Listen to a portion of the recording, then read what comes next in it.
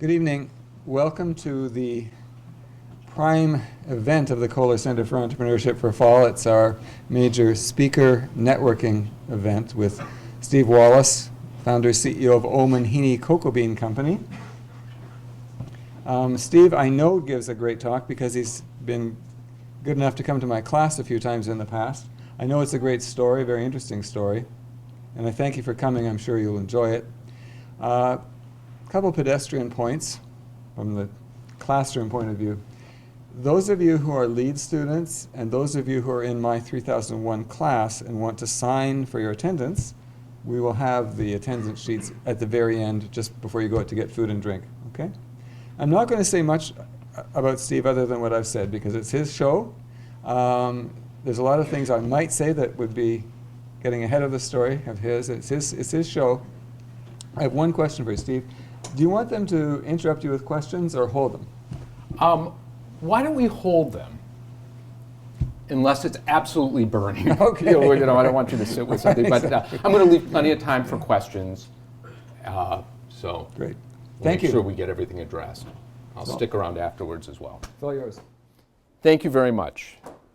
Alec, thank you especially. It's always nice to come back here, and I'm never sure it's because there's interest in what I'm talking about, or it's because I bring free chocolate, which we will absolutely sample. Today we'll be sampling our dark milk chocolate, which to our knowledge is the darkest milk chocolate in the world. So that'll be fun. We'll do that before the question break. But it's very good to be here, Marquette University, the center of the universe. In some cultures, in Africa actually, the center of the universe is where you are at that particular time. So it's really a great pleasure to be here and share the Oman Hini story with you and tell you about my entrepreneurial journey and what I like about what I do, and hopefully encourage you to start your own businesses too someday soon. But let me start with a question for you. If I were to ask you where good chocolate comes from, where would you say? Would anyone hazard? What country is known for chocolate? Switzerland. Switzerland's known for wonderful chocolate. France, Belgium has wonderful chocolate. But how many cocoa trees do you think grow in Zurich? None. And that became the question for me, which was a very compelling one. Switzerland makes the finest chocolate in the world by reputation. And yet, cocoa isn't grown there at all. In fact, if you want to know where a chocolate bar comes from, it comes from a cocoa tree and cocoa beans. And cocoa trees come from very tropical parts of the world. So where they come from is places like Ghana, West Africa. Let's see if this is. All right. If you don't know what Ghana looks like, there's Africa. And the world's cocoa wealth really comes from two countries in West Africa. Two countries responsible for almost 65% of all the cocoa and therefore all the chocolate by extension in the entire world. And it's Ghana in particular, one small country that grows, in any given year, it ties with its neighbor, first or second largest cocoa grower in the world with Ivory Coast, or what we call Cote d'Ivoire. And even in Ghana, it's not the whole country. It's this little cocoa growing region, whereupon there's 750,000 individual cocoa farms. So it's only maybe 20% of the whole country that's responsible for half that country's gross domestic product. So almost half the wealth of Ghana comes from the sale of raw cocoa beans. So when I learned that Ghana grows the finest cocoa in the world, it seemed to me curious that Ghana never tried to make a chocolate bar. It seems self-evident. If they grow the greatest cocoa in the world, why don't you move up the value chain? So we're going to talk a little bit about value chain analysis and why that can transform economies, especially in emerging democracies or parts of the world south of the equator. So here's the problem, all right? Pretend you're the president of Ghana, and you have to balance your budget, or try every year. And half the income of your country comes from the sale of raw cocoa. And this chart, and there won't be many charts, so this won't be overly business school-ish, but I wanted to show you the tremendous volatility in the price. It goes from $800 to over $3,200. So that's a 4x multiple of velocity. So there's any given year, it's hard to know how much money you're going to get from cocoa. And the very difficult part of this is, no matter how hard you work as a cocoa farmer, the price you get for your cocoa beans is determined by forces beyond your borders. It depends whether Brazil has a drought, or someone's making a play, some investment banker or hedge fund wants to make a play for cocoa or silver or something like this. So no matter how hard you work, the price you get is not really directly connected. These are the frustrations of when you're at the lowest rung of the value chain, dealing with commodity products. So here's another chart that just tracks, the blue is the price. And once again, you see this unbelievable volatility. And this yellow or this green line is the amount of cocoa grown. So if you're cocoa growing countries, think, oh, this is great in a year like this, when the price spikes for a variety of reasons. You're making money hand over fist. But what happens? Every other tropical country, and often the big cocoa processors, which don't want to see high prices, they want the supply to go up. More supply goes up, the price of the commodity goes down. So people start planting cocoa trees, and it takes a couple years. But after a couple years, those cocoa trees get mature and they start harvesting cocoa, and the supply goes up. And look what happens. The price goes down as the supply goes up. So actually, those supply and demand graphs in real life on a real commodity work. So this is another frustration. The minute you think you're going to get a lot of money for cocoa, the market works almost immediately to start reducing that price. So these are the frustrations. If you're a country like Ghana, again, you're the president, you're sitting in the castle, which is what they call their White House, and you're trying to figure out, how do we run this country, how do we pay our bills? And so one of the things I wanted to do was create and use sort of a capitalist model, if possible, a non-charitable model, to see what we could extract from classical economic thought and see if we could help transform an economy. So this becomes known today, we talk about social entrepreneurship. But there are people 200 years ago that were talking about social entrepreneurship. And this is Robert Owen. He was a Scotsman. He owned a textile mill.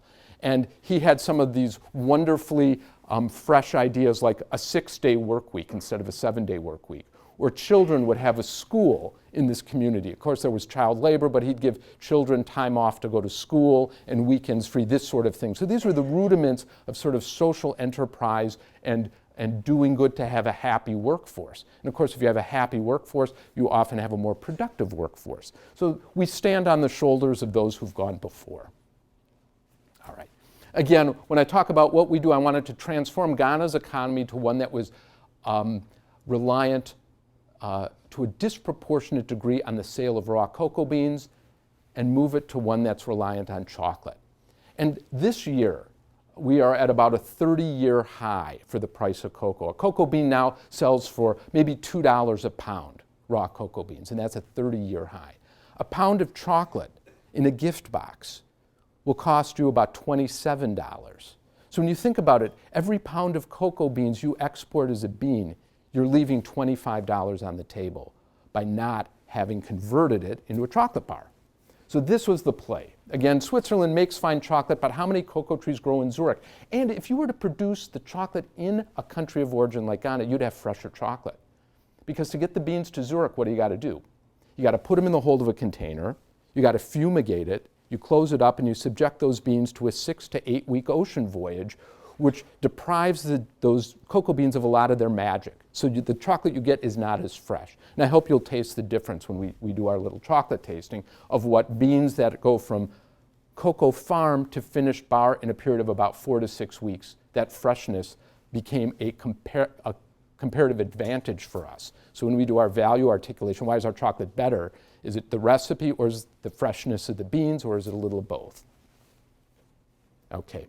So our vision was really to showcase the natural resources and the people of Ghana. And we want to, I think the most interesting thing about this is probably the fact that the word chocolate doesn't appear anywhere in here. There are other things we'd like to do in this part of the world, but we thought if you start with chocolate, we could do two things. We could create this true and authentic culinary culture, which employs a lot of people and it requires people to be trained in higher paying jobs than if you were in just cocoa farming. And we're going to try to leverage the natural advantages of a tropical environment where you can grow cocoa. You cannot grow cocoa beans in the continental US.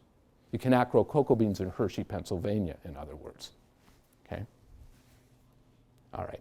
So we've really known for three things. We did three things. We created the first single origin chocolate bar. So before I came along, if you bought a chocolate bar from one of our competitors, the cocoa beans came from several countries around the world. What would happen is those companies would try to reconcile a flavor profile with a price profile. And so if some beans were very expensive over here, they'd use some cheaper ones as long as they fit sort of a flavor profile in general. So a chocolate bar that you might eat might have cocoa beans from half a dozen to a dozen countries. And I looked at this like Cuban cigars, French champagne. I looked at it like an estate bottled wine. So if you use just 100% Ghana beans, which trade at a premium, when they say it's the finest cocoa in the world, some of that comes from just chefs that like the taste. But if you're a commodities trader, the benchmark ton for cocoa beans is what's called an Ivory Coast ton. That's your basic trading ton, like Brent C North crude oil is how they trade cocoa, oil futures. But in cocoa, it's called an Ivory Coast ton. But if you want a Ghana ton, you'll pay several $100s more for it, because those beans, as we'll see, have been fermented a certain way, they've been sun-dried. When you get them to the factory, you don't have to do washing or winnowing, you can start processing right away. And they have a very high yield of cocoa butter and cocoa liquor. So the idea was, we're going to showcase these beans, and I'm going to give people 100% of the finest beans in the world in our recipe, see if they like that. The other thing we did is we manufacture entirely in Ghana. We have competitors now that use cocoa beans from Ghana or Venezuela 100%, but they're processing them in New Jersey. They're not doing it in country. So from the very start, we did 100% single origin, and we did all the manufacturing bean to bar in Ghana, with the exception of all our labels and the paper wrapping, which are all printed here in Southeast Wisconsin. So again, we're trying to show that the comparative advantage of international trade that was talked about by classical economists like David Ricardo and Adam Smith, in essence, do what you do best and trade for the rest. And there's no reason that a country that doesn't grow cocoa beans should have the preeminence to manufacture chocolate. We can take the Swiss machinery and the German machinery and bring it down to West Africa and then try to make good chocolate. And then finally, we created a new recipe. You will be tasting a dark milk chocolate. The FDA, the Food and Drug Administration, mandates what you put on your label. And we use a very high degree of percentage of what they call cocoa liquor, which is the non-alcoholic essence of the cocoa bean. And if you use enough cocoa liquor, you get to call yourself a dark chocolate. So we use over twice what the US government says to call yourself a dark chocolate.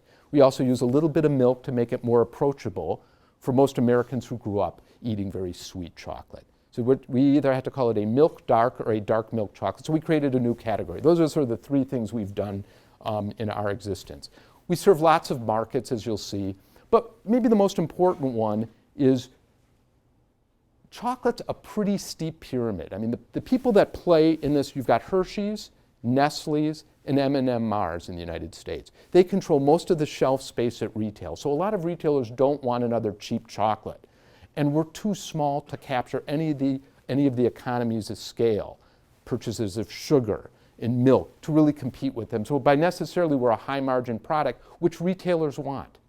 When retailers have 5 feet of shelf space for their chocolate aisle, they need to, what they do, merchandise it. They call it merchandising. So you want a lot of it to be fast-moving, cheap chocolate, but you also need a couple percentage points to be more expensive chocolate so you get a higher margin. Okay. So this here is kind of the intellectual underpinnings of what we do. This comes from a Harvard Business School case study called the experience economy. And if you just look at these blue boxes and look at those as 4 steps, you're going up a value chain. And these two professors, Gilmore and Price, talked about this in terms of coffee. And I just thought about this in terms of cocoa beans. But here's how it works. If you just have a raw coffee bean, one single coffee bean, it doesn't have much value, right? It's sort of footballed around. But if you take that coffee bean and you turn it into a cup of coffee that you sell at a 7-Eleven for, say, $1 a cup, you've created value. A cup of coffee is worth more than a cup of coffee beans, raw cocoa beans.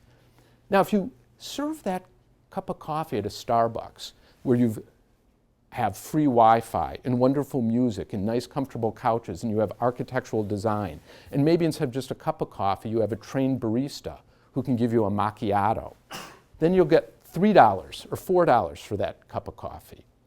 And the top, the the quintessential experience economy is Disneyland, where to get in the door you have to buy a $70 or an $80 ticket. Then your cup of coffee costs $5, so that cup of coffee becomes an $85 cup of coffee. Price of the admissions ticket, cup of the coffee. So I looked at this is how we're going to move up the value chain, just substitute cocoa beans to like cocoa butter and cocoa liquor, and finally finished gourmet chocolate. This is how we do it. And my critique of the fair trade movement, which is really concerned only with paying farmers what turns out to be a few pennies more a pound, is well and good. But if you're creating jobs by teaching people how to do architectural design, so you can design a place like a Starbucks or a Fiddleheads or a Colectivo, and free Wi-Fi and music and all the things you need to capture this kind of value for your cup of coffee, this seemed to me to be more transformative in an economy than just a little bit of money at the bottom end. So these are some of the things we can talk about and come back and revisit during questions. All right, so how do we do it? The value of design, whether it's an Apple store or UGG boots, we all pretty intuitively sense that good design creates value. And for us, design isn't just graphic design or packaging, it's actually the recipe.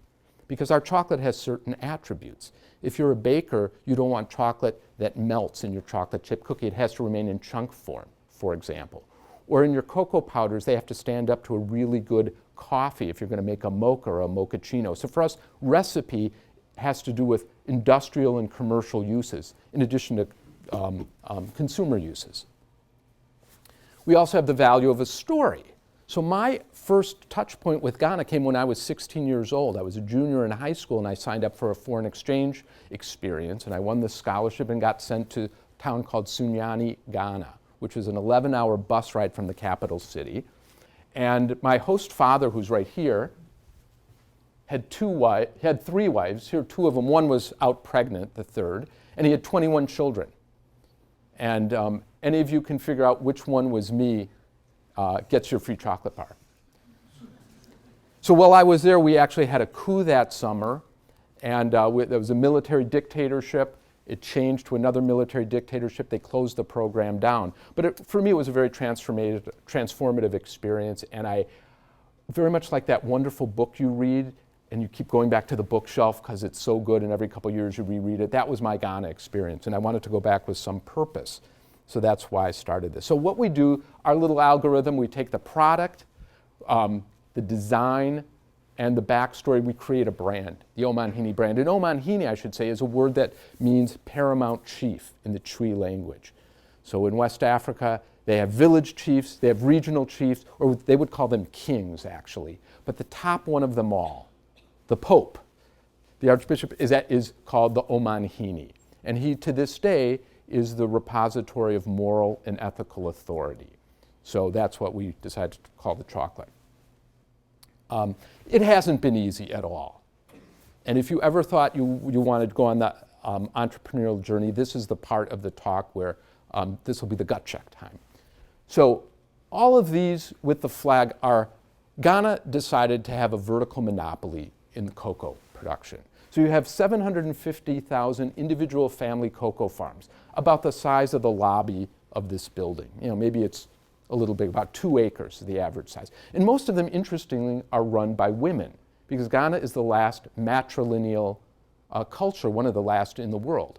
So instead of the land and the money going to the eldest son, as it is in Western Europe traditionally, it goes to the women. So most of these are women-owned, independent farms that employ up to 9 million people, get their livelihood, because they're large families, from cocoa. All right? But their seed stock comes from this Cocoa Research Institute. You can't come up with your own seed sort of varietals. They want a very standard and a high quality cocoa. So if you are going to grow cocoa, you have to get it from a government agency here. Produce buying company is the only person that can buy your cocoa. So Ghana, starting in the 1960s, had something that's kind of a precursor to the free trade movement. If you're a cocoa farmer and you're going to grow 2 crops a year, produce buying company will promise you on January 1, I'll pay you $1,000 a ton. So then you can allocate your work, your irrigation, your money for fertilizer based on the notion you will be promised $1,000 a metric ton. Now, at the end of the year, if you hit those quality controls, you'll get paid $1,000, even if the world price drops to $500. The government goes into debt, but they'll keep their promise to you. Now, the last couple years, cocoa prices have been like $3,000 a ton. So what happens? The government gives tranches of bonus money back to the farmers. So the farmers get a guaranteed floor price and an option for several, hundreds of millions of dollars more that goes back to each of these farms in the form of bonus payments. So then there's another government entity that markets the cocoa and so on. And it's all run by something called the Cocoa Board. The Cocoa Board is a ministry. It is, who sits on the Cocoa Board is someone from the office of the president, the finance minister, the governor of the Bank of Ghana, who traditionally, for many years was a woman until recently. So gender equality, even in a country that has polygamy, is a very sort of nuanced subject in Ghana. And on this Cocoa Board, you have people with MBAs, and you also have 4 or 5 cocoa farmers, some of whom are illiterate. So it's a very democratic board, and a very unusual one, with sort of high finance and actual farmers sitting together at the same time. And I'm actually the only outsider, I believe, that's ever been invited to address them on 3 occasions. So it's a very interesting board meeting. So the other thing that's difficult, I'm trying to sell a branded product in a country for whom this, they think, is going to be a great export. Shitopak. And I don't know if you can see here, it says, you want to know. That's their slogan. And I'm not sure you really do want to know. And over here it says, which I think is a wonderful sort of marketing thing, it says, good taste, great aroma.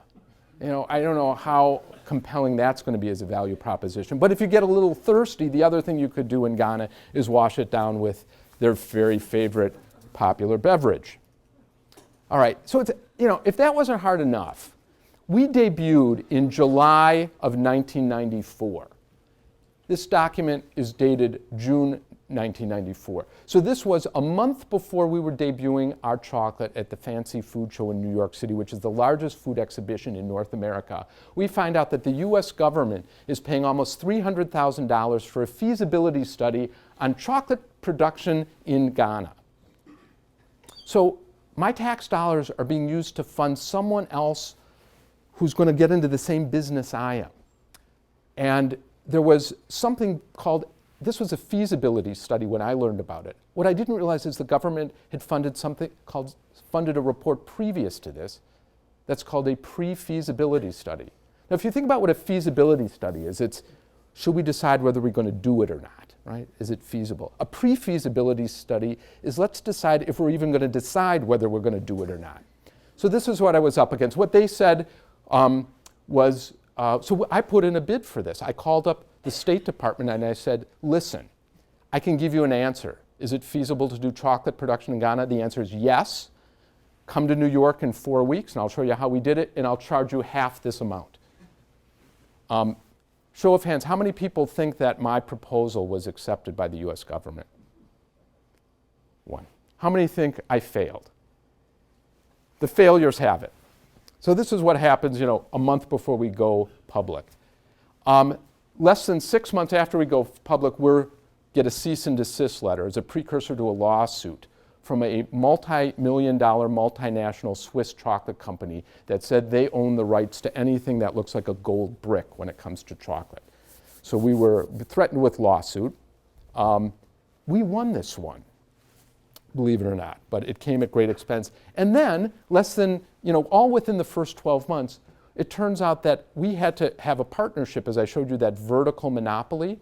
So our production partner is the government of Ghana, because they won't let anyone come into the cocoa sector unless the government has a piece of your company. And the World Bank decides to tell Ghana, you have to divest all your state-owned enterprises and all your sort of anything where the government owns a big piece of it. So almost immediately in our first year, we found that our production facility that we had helped invest in and grow was going to be compelled to be sold, and usually at fire sale prices. So these are the sorts of things you look at. And if you're lucky enough to survive all of that, here's what your first sale to Whole Foods looks like. This is, Whole Foods goes and they said, we love your product. You have to sell it through our distributor, which is called KeHE Distributors. So the first 2 lines are the invoice.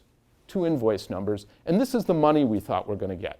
$7,400, $8,300, right? We're going to get about $8,400. Is that right? $8,400. But here's what happens. When you sell to, this was just 5 stores in Texas. Whole Foods charges something called a manufacturer's chargeback. So we have to give them a free case, in essence, for every case we sell them. So they subtract $5,500. There's also a setup fee. New item placement, another $1,000. They found one chocolate bar with a bad wrapper, 68 cents. And then another chargeback fee for a new item. So we got 16 cents on the dollar. We thought we'd get $8,400. We got $1,300. So if you do it all right, this is what you have to look forward to when you try to get national distribution. Very, very difficult. To happier subjects, all right? I got into this because I loved Ghana. I loved going back there. All of this was simply an excuse to go back to a part of the world for which I had a lot of affection. And this is what a cocoa tree looks like. For those that don't know, these are called cocoa pods.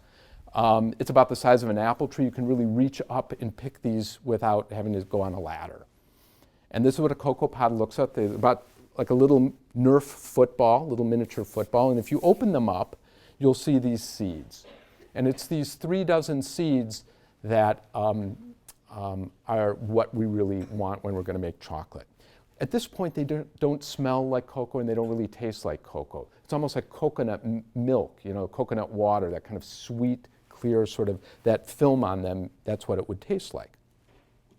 But what we do in Ghana, and the government mandates, is they ferment the beans. So we take those beans with that white film and we put them on the forest floor in between palm fronds or big palm leaves. And then you rotate this for about 2 weeks. And they call this fermentation. And what that does is it slowly reduces the moisture content of those cocoa beans and concentrates the flavor. Then you spread them out on these bamboo mats, again at the farm, and they turn this wonderful maroon or deep purple and brown, and that white film sloughs off. And at this point, they're raw cocoa beans ready to go to market.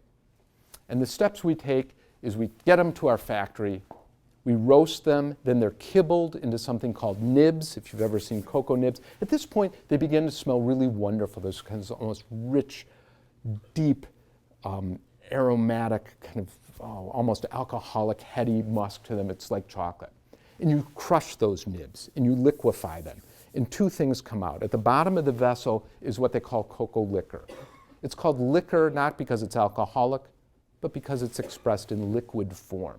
And cocoa liquor is very, very bitter. It's dark brown, it's delicious smell, but it'd be very bitter to eat. And it has the 300 biochemicals that give chocolate its aphrodisiac quality, its addictive quality, the euphoria, the boost you get from eating chocolate comes from cocoa liquor. What comes to the top of the vessel is called cocoa butter. And it's clear, and it really looks like oil and vinegar, where you have oil and vinegar in a little carafe and you've got that fault line and you can shake it up and the oil goes to the top. Same thing here. And that has no flavor, very little odor, but it's a wonderful fat and it gives you the mouthfeel. So you take the very kind of chalky and bitter cocoa liquor, you have to mix it with the butter to get the smoothness, add a little sugar, and that's the secret to making chocolate. When you've finished crushing those nibs, and everything's liquefied, what's left? Well, what's left is something called cocoa cake, and it feels like chalk. They're like little rocks. You pulverize that to make natural cocoa powder, and that's what's used in drinking chocolate. One of the things you can do is also alkalize it. There are reasons that was done. That's also called Dutching it. And then finally, we reconstitute all these pieces to make an Omanhini chocolate bar. All right, these I just wanted to show you some pictures of our staff because I'm very proud of them. This is our quality control staff. Everyone's Ghanaian on the Ghanaian part of the, at the factory. I'm the only one who is not. Production supervisor, you'll see here sort of the vessels. It's computerized. This is the one for sugar, cocoa butter, and cocoa liquor. So everything's kind of computerized by recipe. Give you another sense of what the factory looks like, because it's a long way away and people kind of are interested in what it looks like. All right. So again, what we really wanted to do was try to transform an economy and not do it in an extractive industry. Extractive industries to me were oil and gas and diamonds and gold, which was what Ghana was used to. Ghana used to be a British colony. It used to be called the Gold Coast. And so its other big exports are gold, diamonds, bauxite, which is what you make aluminum out of, and cocoa. And when I looked around for how I could go back to Ghana and try to start a business, gold and diamonds were huge cartels. It took a lot of money, which I didn't have, and technical expertise, which I didn't have. Bauxite was also a hugely technical and capital-intensive endeavor. Couldn't do that. But I knew my way around a kitchen. I grew up in a family of people who loved to cook. My mother cooked. My grandmother cooked. When I was a little kid, I'd be given pots and pans to play with in the kitchen. So for me, chocolate became the vehicle to take me back to Ghana. We really didn't want to do a charity because I saw a couple things. One was donor fatigue. Number two was paternalism. Anytime there's charity, someone's giving to someone else. And you find yourself, if you're running a charity, in the sort of the uncomfortable position sometimes of competing with other worthwhile charities. So for example, if you wanted to deal with maternal health or malaria or AIDS or Ebola, you wind up trying to say why Ebola is more important than maternal health, or malaria nets are more important than child. And it was sort of distasteful to have to compete against really wonderful causes and very good and big-hearted people. So I wanted to see if we could do something non-charitable, again, and it would let us be sustainable. That if people got tired of giving or the economy went south, we had some product we could sell that had its own value proposition and hopefully let us continue to thrive. And finally, we wanted to be as culturally sensitive as we could. We didn't want to impose various strictures like, okay, you have to be a cooperative, or you have to sell it this way, or you have to do that way. We were just looked at Ghana and said, how can we try to fit in this vertical monopoly if possible, if at all? All right. So how we think about what we do, this is kind of our very abstract, what do we do? This comes from a historian. And the key phrase is it's about learning how to cultivate people and symbols, not fields or herds. And just to give you a quick sense of what we're talking about, modernism, when you talk everyone becoming urban, this to me holds true in Milwaukee, in Accra, Ghana, in New York, in Beijing. When people become urban, they move to cities. That's what it means. What happens when everyone moves to a city? What does that do to rents in that city, trying to find a house? Your rents go up. It gets very expensive. What happens to the size of your house or your apartment? It gets small. And think about it. You go to New York, some apartments are so small they don't even have a kitchen. So people wind up having to socialize in de facto kitchens. They go to coffee houses, or they go to their gym or their health club to meet people because your urban environment is so small, your personal one, that there's no place for you. So we thought about wanting to involve ourselves in products and services that would recognize these sorts of trends. And the other way we think about what we do is we really want it to be in third place. We didn't want it to have to be in first place, but what I mean by third place is this book by Ray Oldenburg. He talks about your first place, a frame of reference is your home. Your home. I'm from Milwaukee. I'm from North Dakota. I'm from the East Coast. That's how people use a frame of reference. Second is where you work. A lot of people self-identify. I'm a professor. I'm an entrepreneur. I'm a lawyer. I'm a doctor. And the third place is this public place where people meet and gather for information, and it fits in with that previous quotation you looked at. So in the old days, this might have been a barber shop. It might have been a bowling alley or a VFW or Veterans Hall or a moose lodge, something like that. Today, it's more likely to be a cafe, a restaurant, or a health club. So again, the need that people have as individuals, like on an anthropological level, to get to know each other, that's sort of the places we want it to be with our products. This is what we do for our everyone who works for us. We are thought of as one of the best employers in Ghana, of which we're very proud of. And it's all about pursuit of happiness for us. I mean, if you have a happy workforce, I can't be in Ghana and sell chocolate in the US or Japan. So I need people to be happy and very motivated. And so all of these things you're very happy to do because this is how you begin to transform an economy. And it also makes for a very productive workforce. We subscribe to the UN Global Compact, which lists sort of 10 things you can work on.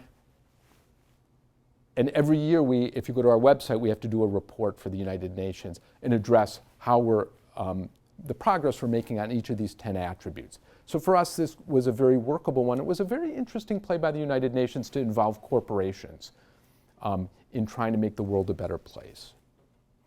If you do it right, you get recognized. I'll just say the two bottom books, Food Heroes and Chocolate Nations, devote a full chapter to the Omanhini story in each. So if you really found this interesting, you want to read more about it, those two books I could recommend you.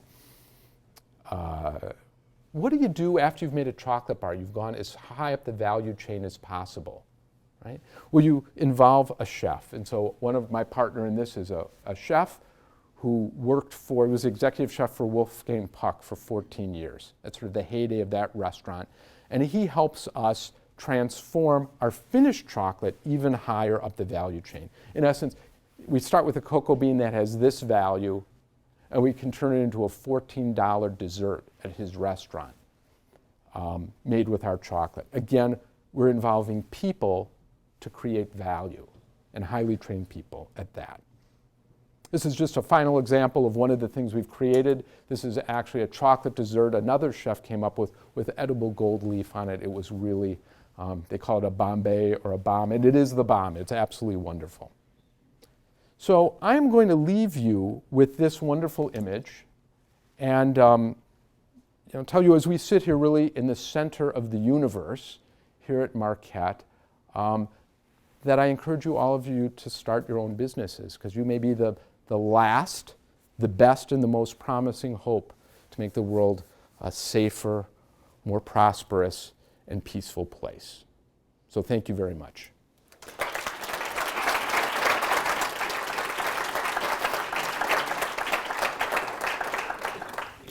Well, let's do this. I'm going to just show, these are some things we can talk about if you want, or not. But let's take a break and eat some chocolate. I'm going to ask, and we'll do this together. So we'll pass out the chocolate. Don't open it up quite yet. I'll show you how to do a chocolate tasting, so when you have your fancy student parties, you can, in your swanky dorm rooms, you can do a chocolate tasting and know how to do it. So. We pass these back, and let's make sure this is a big section here, so why don't we start some. Take a bar and pass it around. Let's start back here. Why don't you take a bar and pass it, maybe pass this one all the way on that side. Let's make sure everyone gets a bar.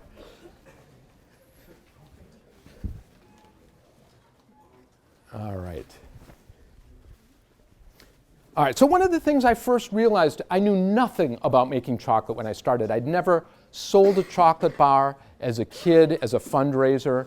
I knew nothing about chocolate. I was the last person the government of Ghana wanted to see walk through the door pitching ideas about the cocoa sector. But one of the things I noticed is I'd ask all these kind of naive questions. Naive is another word of saying dumb questions. And I remember one of my mentors was someone in Milwaukee. Those of you who know Milwaukee at all, there's a place called Ambrosia Chocolate. It used to be a place called Ambrosia Chocolate. It was owned by W.R. Grace, and then it was bought by another multinational called ADM. And they've got a huge facility, one of the largest cocoa processing facilities in the world here in Menominee Falls.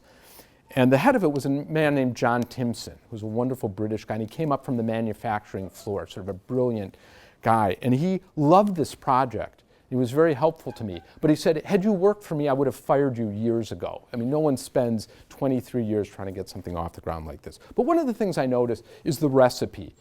I thought chocolate should only have cocoa butter, cocoa liquor, sugar, and milk, if it's a milk chocolate. It shouldn't have all these multisyllabic other ingredients, fake fats and fake artificial flavors and preservatives. So one of the first things I want you to do is just look at the ingredient list. Does everyone have a chocolate bar? Does anyone not have a chocolate bar?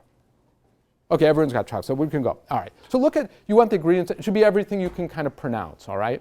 The lecithin, you see, we use less than about 0.2%. Lecithin looks like, so it looks like molasses, and it's used to keep that liquor and the butter together. If you've ever had a chocolate bar and you put it in the refrigerator or leave it in the back seat of a book bag or a car, and you get a white powder on it, that's called cocoa bloom, and what that is the butter, cocoa butter and the fat rising to the surface, because they never want to stay together. So the less than that. So you open your chocolate bar, and you hold it between your thumb and forefinger, and you're going to snap it. And this is what they call it, you listen for the snap of the chocolate. all right? And you want a nice clean break on the fault line. You don't want it to crumble, all right? So then you hold it and then you smell along that fault line. And I like to kind of bring some competitors' chocolates because those competitors' chocolates sometimes have no odor altogether, or they smell a little like chemicals or plastic, but it should smell like chocolate. Then take a little bite and put it on your tongue. Don't chew it yet. Put it on your tongue and push it against the roof of your mouth. Just hold it there. And what you want is those sharp edges to begin to soften. You want to bring it to body temperature, all right? They soften, then you can chew it and swallow it.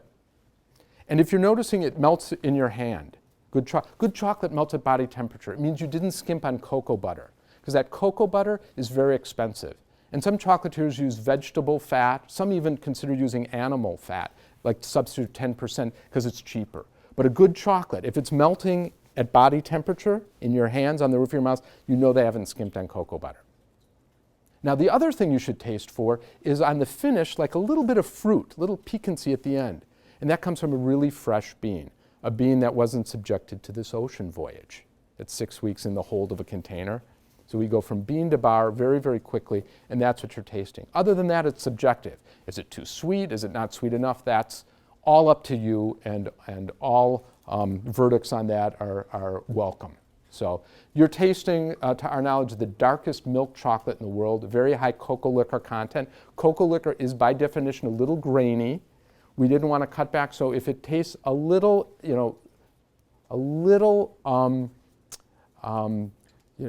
it's not the smoothest, it's because we didn't skimp on the liquor either. You can have a very smooth chocolate and amp up all that cocoa butter and have very little cocoa liquor, and you don't get flavor, but you get smoothness. So this is sort of the reconciliation that's part and parcel of any chocolatier. How intense flavor do you want it, and how smooth? And they're mutually exclusive. All right? That's chocolate. Questions? Yes? How'd you go about financing this business? I started really with some savings, and I had a life insurance policy my grandfather had bought when I was born that had a cash value, but it was on the order of about $10,000. And that's really, the grub stake was very little.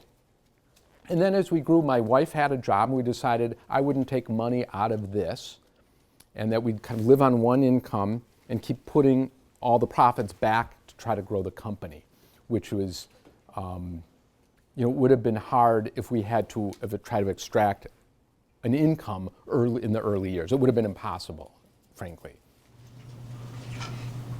Yes, sir. Do you work with single origin producers in other countries to coordinate marketing efforts? No, mainly because when I started it, we were the first.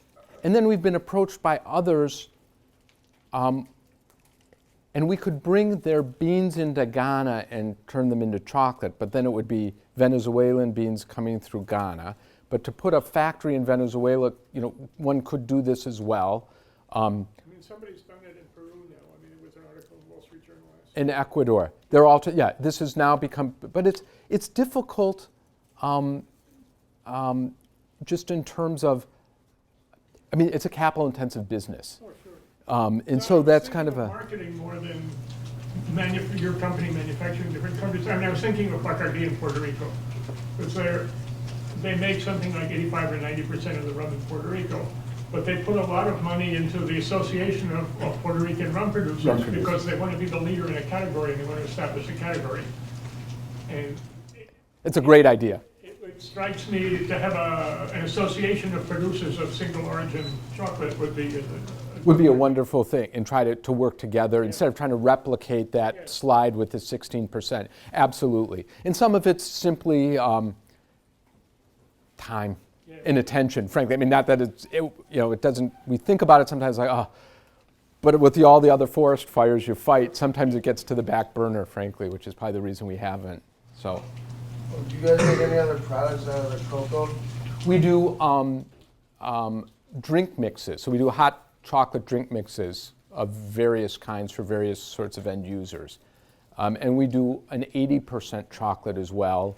And we cast it both for consumer use and for bakers and commercial end users. Yes. How did you respond to obstacles like the cease and desist order or the U.S. government study? How do you go about the concept of very big challenge to tackle it?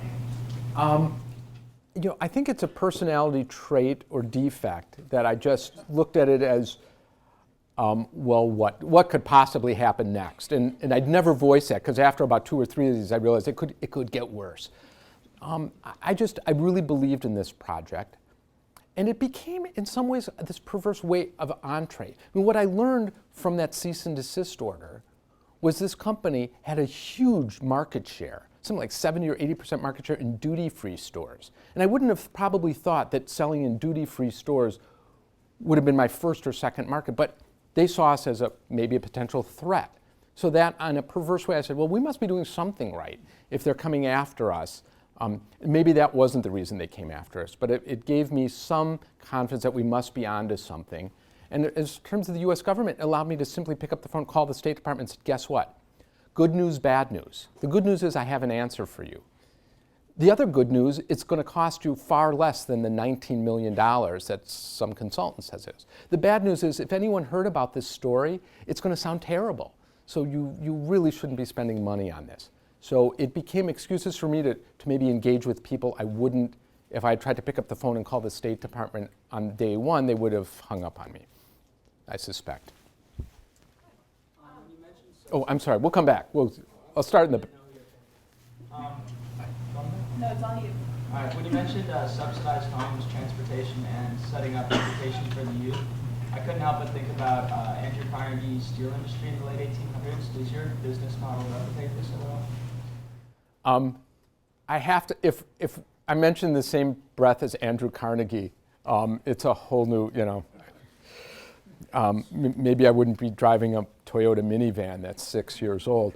Well, maybe it is. It is. It's a sort of feeling of giving back. But for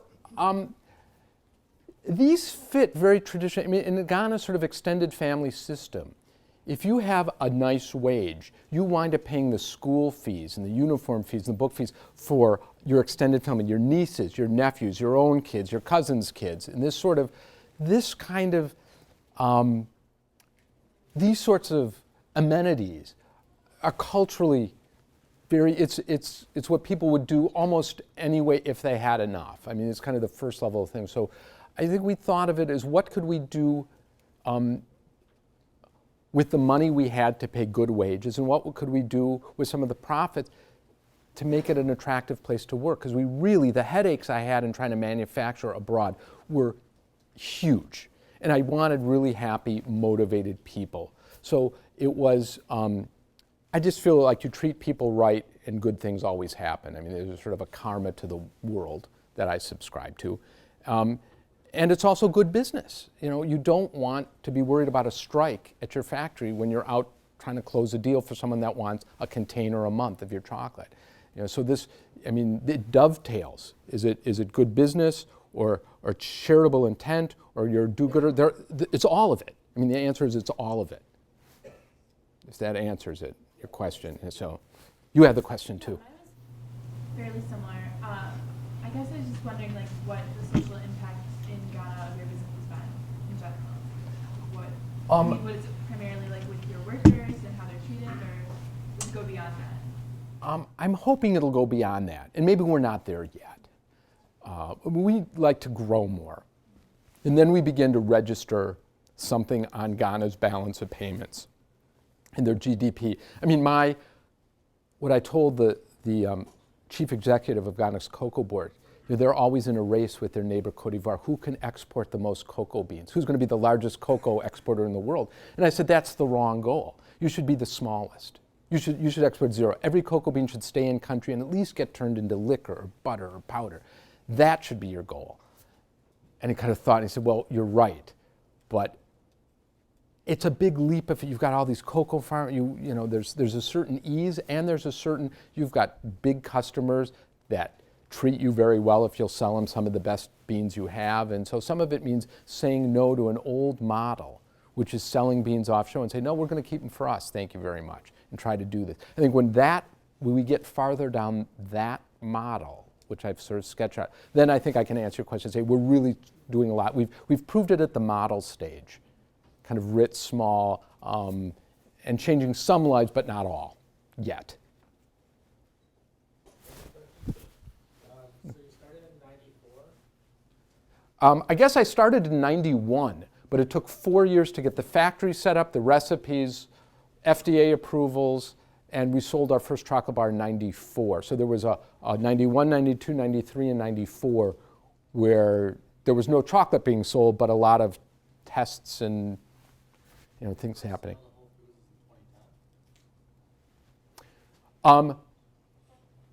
Is that what it said up there? Yeah, then that was Whole Foods. We sold a lot of places before. I mean, there were companies, there was places called Wildflower Mart. There were other precursors to Whole Foods that play the same game. But for us, even to play that was difficult. I mean, it took a long time to be able to play that game. How did you first initiate those sales? So what you do is you don't sell to Whole Foods. You sell to much smaller places, mom and pop kind of places, people that want your product, that don't put demands on your finances or your inventory. And the other problem with a Whole Foods, if all 700 stores said, give us chocolate next week, we couldn't make it that fast without all sorts of pressure. So you start really small, and you build and you play for the long term. No, I didn't do consignment. People do that.